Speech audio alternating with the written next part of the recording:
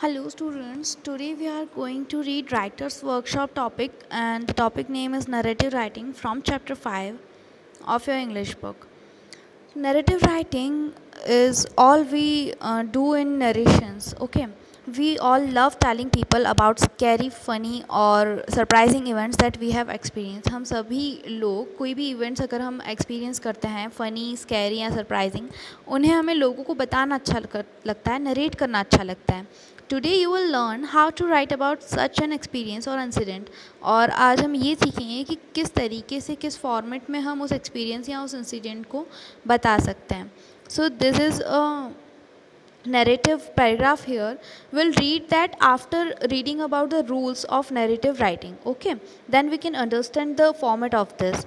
Getting started. Think about the event or incident you want to describe and make notes on the following. तो उस event के बारे में या incident के बारे में हमें सबसे पहले सोच के रखना है और उसके बारे में एक नोट बनाना है. तो इन कुछ क्वेश्चंस के आंसर हमें सबसे पहले फाइंड आउट करने हैं.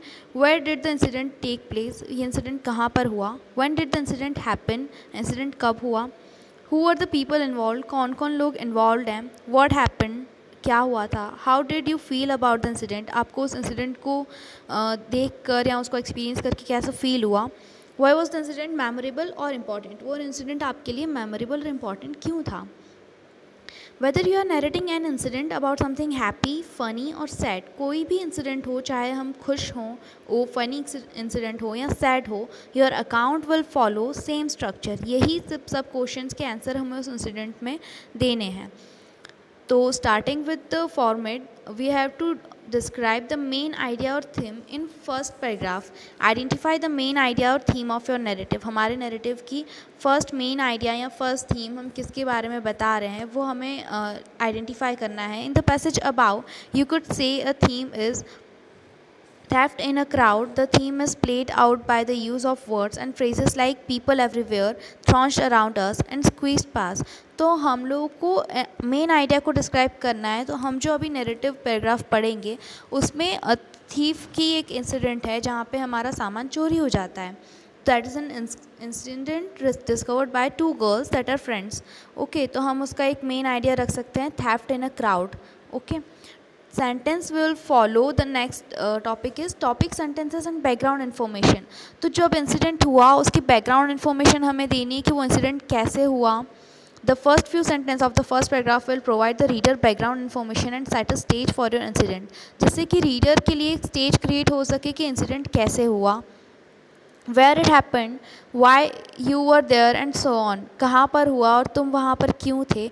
The first paragraph will also introduce the main idea. तो first paragraph में आपको main idea introduce करना है.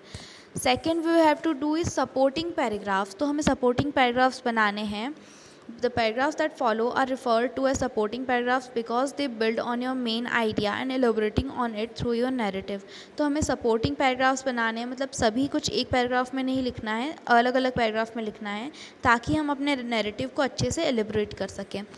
Second we have to follow is chronological order. तो यानी कि इंसिडेंट जिस तरीके से हुआ, जिस टाइम पे जो चीज़ें हुई एक दूसरे के बाद में हमें एक सीक्वेंस में उस इंसिडेंट को नरेट करना है बिगनिंग से लेके एंड तक. What happen first, what followed, what happen next and finally how it ended. तो बिगनिंग से लेके एंड तक हमें उसे एक सीक्वेंस में ही डिस्क्राइब करना है. Next we have to do is conclusions. As you close with what eventually happen incident, how the incident made you feel, and you can end with a reflection of what you learned or observed because of the incident, telling readers why the event is important or memorable enough for you to share. Incident once आपने complete कर लिया क्या क्या हुआ, उसके बाद में आपने उससे क्या सीखा, you have to include that. और रीडर्स को आपको ये बताना है कि इंसिडेंट आपके लिए मेमोरेबल क्यों था या उसने आपको क्यों क्या सिखाया. राइटर्स टिप्स, हमें टिप्स क्या बताना है कि here are few tips can make your writing more engaging. तो ट्रिक्स क्या क्या हैं. पॉइंट ऑफ व्यू, हम किसी के भी पॉइंट ऑफ व्यू से ये नैरेटिव राइटिंग्स लिख सकते हैं. That will learn while we will read the narrative. And we have to use connecting words. तो कनेक्टिंग वर्ड्स आपको कुछ दे रखे हैं, जैसे कि अगर हमें टाइम रिलेशनशिप बतानी है तो हम after, at, noon, by the time, by then, during that time, इन वर्ड्स का यूज़ कर सकते हैं. Okay, So let's go to the narrative. What was there? The day my pocket got picked, वो दिन जिस दिन उनका पॉकेट चोरी हो गया. So this is an title of the narrative. When my best friend Anya visited from Singapore last month, I made a plan to take her to Chandni Chowk to experience Old Delhi. Little did I imagine that the trip would take an unhappy turn. तो first paragraph में आपको introduction मिल गया है कि यहाँ पे दो friends हैं, आन्या एंड द नैरेटिव, जिसकी पॉइंट ऑफ व्यू से ये नैरेटिव बनाया गया है. तो आन्या जो कि सिंगापुर से लास्ट मंथ आई है और उसके बाद में फ्रेंड ने सोचा, जो नैरेटिव दे रही है, उन्होंने सोचा कि उन्हें ओल्ड दिल्ली का चांदनी चौक दिखाने वो विज़िट करने ले जाएंगे और उसके लिए उन्होंने प्लान बना रखा है. और फिर उन्हें ये इमेजिन भी, वो सोच भी नहीं सकती थी कि उनका जो ये ट्रिप होगा वो अनहैप्पी टर्न ले लेगा. तो this is an introduction part जो कि हमने बताया कि एक स्टेज क्रिएट करना है आपको रीडर्स पॉइंट ऑफ व्यू से. As we walked from the metro to the main street, vendors called out, selling toys, clothes, sweets, and all kinds of ware. Buyers and pedestrians thronged around us as we made the way forward. There were people everywhere. तो जैसे वो metro से main street में गए थे, तो vendors जो कि सामान बेचते हैं मेन रोड पे, तो वो उनके आसपास आ गए थे, जो कि टॉयज़, क्लॉथ्स, स्वीट्स और ये सब सेल कर रहे थे. और जो बायर्स थे, जो ख़रीदना चाहते थे, वो उनके आसपास भीड़ लग चुकी थी पूरी लोगों की. और जैसे ही वो अपना रास्ता बना रहे थे, तो हर जगह सिर्फ लोग ही लोग थे. उसके बाद में हमें ये बताना था कि पीपल इन्वॉल्व, कौन कौन से लोग इन्वॉल्व है, कहाँ पर थे, किस जगह पर थे. This is followed by the incident. This is the incident in sequence.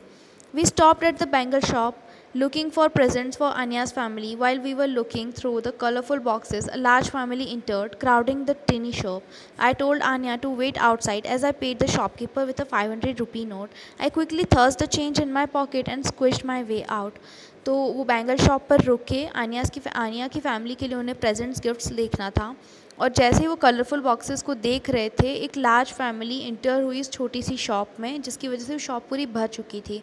तो उनकी फ्रेंड ने आन्या को कहा कि तुम बाहर रुको. वो शॉपकीपर को 500 रुपी देकर उनसे चेंज लेकर बाहर आती है. तो जैसे ही भीड़ में जैसे ही उन्हें चेंज मिला, उन्होंने सिर्फ उसको अपनी पॉकेट में रखा और बाहर चली गई.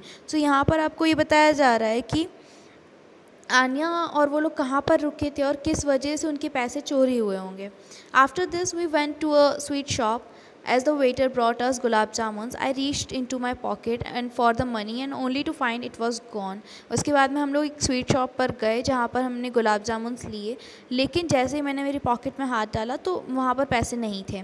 We jumped up and retraced our steps to Bengal shop. We looked in every corner but could not find the money. The shopkeeper told us to inform the police constable on the street. और उसके बाद में वो वापस से उसी bangle shop पर retrace करते हुए गए. हर कॉर्नर में उन्होंने देखा लेकिन उन्हें पैसे नहीं मिले. तो शॉपकीपर ने उन्हें कहा कि आप पुलिस कांस्टेबल को इन्फॉर्म कर दें. सो दिस इज़ एन इंसिडेंट जो कि फॉलो हो रहा है एक सीक्वेंस में. वो लोग कहाँ से कहाँ गए, किस टाइम पर गए. The constable made a note in his book and took down my phone number. He told there was little chance of recovering the money as there were many pickpockets in the crowded market. तो constable में उनकी एक book में note डाल दिया, उनका phone number ले लिया. उन्होंने बताया कि पैसे मिलने के बहुत कम चांसेस थे, लेकिन क्योंकि पिक पॉकेट्स बहुत ज़्यादा हैं. और उसके बाद में I was almost in tears then. The trip I had looking forward for a month at gone all wrong. उसके बाद में उन्हें आंसू आ जाते हैं और वो बोलती हैं कि जिस पूरे मंथ से जिस ट्रिप को वो प्लान कर रहे थे वो पूरी रॉन्ग हो चुकी थी. आन्या एंड आई वर बहुत thoughtful on right home. I realized I had been hasty and careless. The incident taught me to be more careful in crowded places. तो ये आपका लास्ट मोरल है कि इस इंसिडेंट से उन्होंने सीखा क्या. To be more careful and crowded at crowded places. So this is all about narrative writing.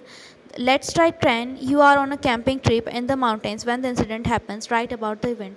तो कोई इंसिडेंट आपको लिखना है, एक नैरेटिव लिखना है जिसमें आप माउंटेन्स पे क्रैम्प कर रहे हो, माउंटेन ट्रिप पे, और उस इवेंट के बारे में आपको डिस्कस करना है. So this is all about chapter 5, word power, building blocks and narratives, writers workshop. So chapter 5, word power up, you have to do in practice book. This is your practice book, my turn 1. In each sentence you are given a personification sentences जिसमें आपको जो personified है वो बताना है और उनकी quality बतानी है जिस quality की वजह से वो personified है. We have already read word power and personification and punctuation. So this is your homework to do it at home. My turn 1. Then In building blocks, my turn 2, you have to make a meaningful sentences using correct punctuation marks. The first and second is done for you. In my turn 3, there is a paragraph, you have to put appropriate punctuation marks in it. This is also your homework. My turn 4, you can see and some errors in the sentences and you have to correct this. So this is also your homework. And my turn 5 is also your homework, that is write about an incident when you experienced waste to wealth was actually a reality. तो आपको एक incident लिखना है. This all my turn 1 to 7 are your homework which you have to do in your practice book after understanding the personification, punctuation and narrative writing.